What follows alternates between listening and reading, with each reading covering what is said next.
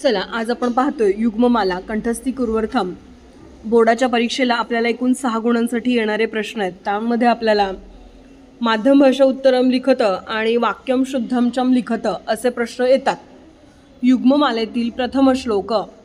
यथा चतुर्भिः कणकं परीक्षते निघर्षण छेदन तापण ताडनेः तथा चतुर्भिः पुरुषः परीक्षते श्रुतेन शीलेन गुणेन कर्मणा.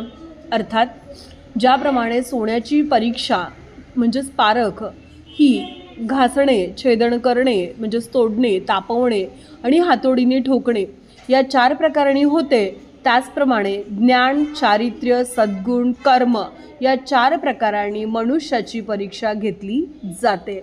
अर्थातच पहा बाळांनो, स्पष्टीकरण.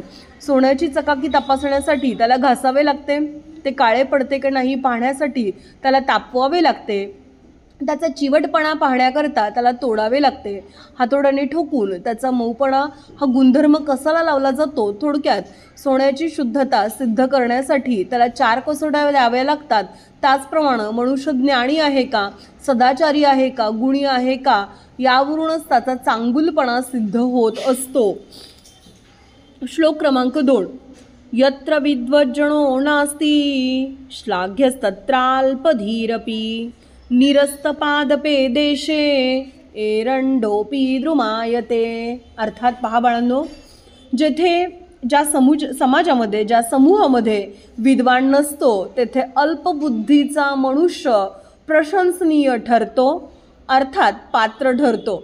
जसे की निरस्त पादपे देशे, नीर अस्त म्हणजे जिथं पाण्याचा अस्त आहे, वाळवंट आहे, वैराण प्रदेश आहे, तेथे एरंडासारखा एखादा वनस्पतीचा प्रकार वृक्ष म्हणून मिरवतो. द्रुमायते असं म्हटलेलं आहे. श्लोक क्रमांक 3. यत्र यदा किंचिज्ञोहम द्वीप इव मधांध संभवम तदा सर्वज्ञो स्मितभवदवलिप्तमम मनः यदा किंचित किंचित बुधजन सकाशदवगतं तदा मूर्खोस्मीति ज्वर इव मदो मे व्यपगतः. अर्थात अतिशय सुंदर श्लोक आहे.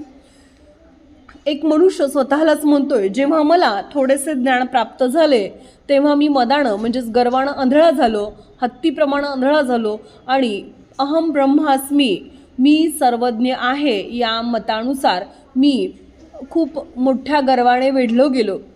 पण जेव्हा मी ज्ञानी माणसांच्या थोडा सहवासात आलो तेव्हा मी किती मूर्ख आहे हे मला जाणवले आणि ताप जसा निघून जावा तसा माझा गर्व निघून गेला. अर्थातच स्वतःच्या ज्ञानाचा कधीही गर्व कळू नये, बाळगू नये. ज्ञानी माणसाच्या सहवासात नेहमीच आपल्या अल्पज्ञानात भरच पडत असते. तावत भयाब्धी भेतव्यम यावत भयमनागतम आगतम तू भयम वीक्ष नरः कुर्याद यथोचितम. पहा बाळांनो, याही श्लोकाचा अर्थ, जोपर्यंत मनुष्याच्या आयुष्यामध्ये भयानक ग्रासलेलं नसतं म्हणजेच आपण संकटात पडत नाही तोपर्यंतच माणसाने भयाला घाबरावे. परंतु भयाला आपल्या आयुष्यात आलेले पाहून योग्य तेच आचरण करावे म्हणजेच योग्य प्रमाणे वागावे. श्लोक क्रमांक 5. उत्तमो नातिवक्ता साधदमो बहुभाषते सुवर्णेन ध्वनिस्ता दृक्यांचे प्रजायते. अर्थातच पहा, उत्तम व्यक्ती फार बोलत नाहीत. उत्तमो नातिवक्ता, न अधिक अतिवक्ता, वायफळ गोष्टींमध्ये अजिबात सहभाग घेत नाहीत. बुद्धीने ज्ञानाने सामान्य लोकच खूप बडबड करतात.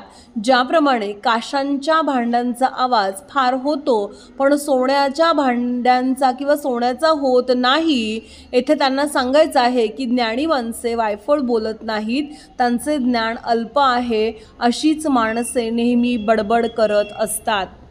श्लोक क्रमांक 6.